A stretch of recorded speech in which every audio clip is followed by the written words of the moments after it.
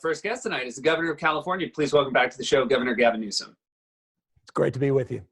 Thank you so much. Obviously, it's an incredibly busy time for you. We really appreciate you making time for us. You were in the studio 3 months ago. A very different world than just 3 months ago.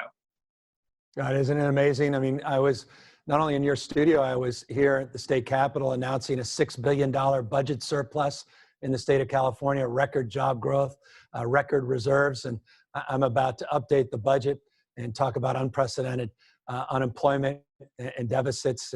And every day I go in front of the press and I announce the number of lives lost. Another 95 human beings lost their lives in the last 24 hours here in California alone. It's a remarkable, what a few months, how things can change.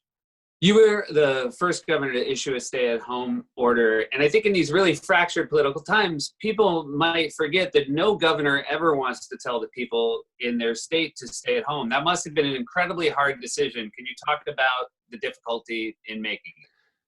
Yeah, it's a hard decision because just because you say something doesn't mean people are going to do something. That all of this happens with the speed of trust.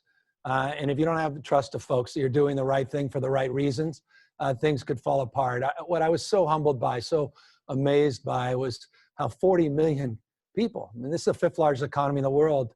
It truly is a nation state in terms of the size and scale and scope.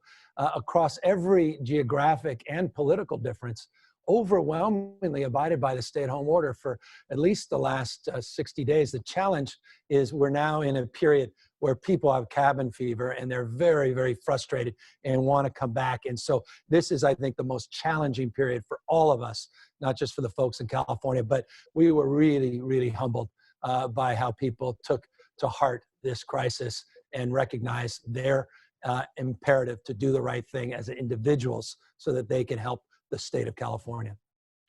Californians, justifiably so, brag about their beaches. We saw footage this past weekend of a lot of people crowding the beaches. You just gave a press conference where I think specifically in Orange County, you reinforced the importance of staying at home. It must be hard. You mentioned cabin fever. You know, people want to be outside.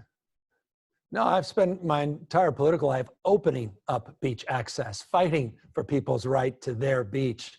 And this state, it's one of the reasons Horace Greeley said, "Go west, young man, go west," in the 1850s. It was our natural beauty, and 1,100-mile coastline, 800 miles of pristine beaches, none more beautiful than down in Orange County, one of the really most magnificent bucolic parts of the world. And so I hated to do it, but I had to do it on the basis of the advice and counsel from my public health directors.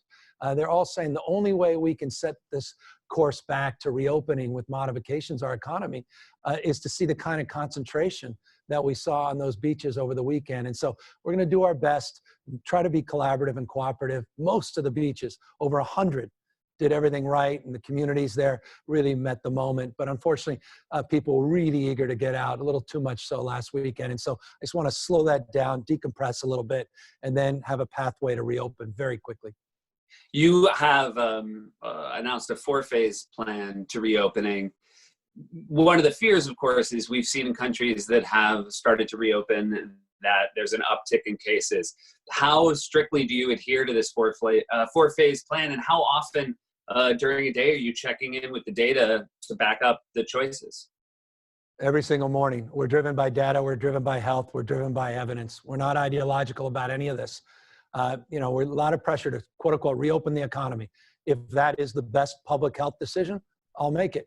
But it's not right now. It would be devastating. Just ask the folks in Singapore, parts of China, that island off the coast of Japan, that's part of Japan, where they had all this progress, and literally in a moment, they unwound all of that progress. They ran the proverbial 90-yard dash. We don't want to do that. So our health directors, not just our state folks, but the local folks will guide that.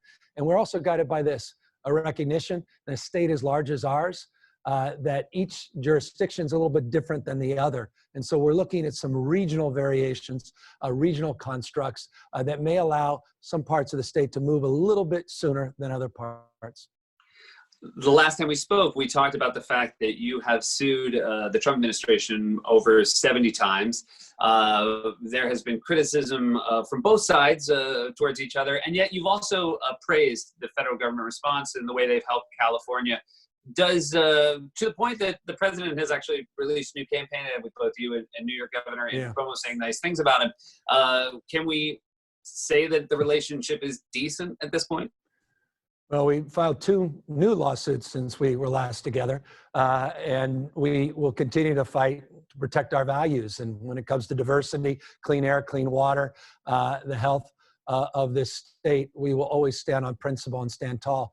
But, you know, my mom taught me, be polite. And when someone, you ask for help and someone actually delivers, you have to acknowledge it. And so all I could talk to is through the prism and the frame of the state of California. When I've called the administration, when I've called the president directly, not only is he available and answers, but he's also delivered on a lot of the requests.